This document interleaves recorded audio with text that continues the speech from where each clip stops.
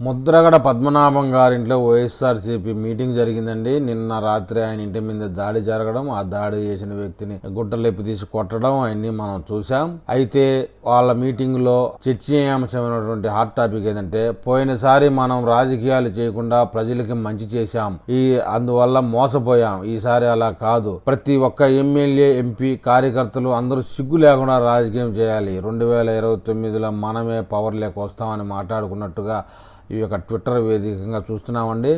మొత్తానికి ఏది ఏమైనా ఈసారి కూడా రాజకీయంగా చేసేటట్లు లేరు. సిగ్గు లేకుండా రాజకీయం చేయాలి, ప్రజలకు మంచి చేసి మోసపోయామన్న పదాల్లోనే వాళ్ళ యొక్క నీచ బుద్ధి అర్థమవుతా ఉంది. మరి ఈ ముద్రగడ పద్మనాభం గారు ఇక మీదటన్నా లేఖ రాజకీయాలు మానేసి ప్రత్యక్ష రాజకీయాల్లోకి వచ్చి చేస్తారో, లేకపోతే ఇలాగే ఎప్పుడన్నా దాడి జరిగితేనో, తులి రైలు సంఘటన సందర్భంలోనో, లేదా ఇంటి మీద ఎవరైనా రాయి వేస్తేనో ఇలా రాజకీయం ఒక గంట సేపు చేసి వదిలేస్తారో చూడాలి మరి.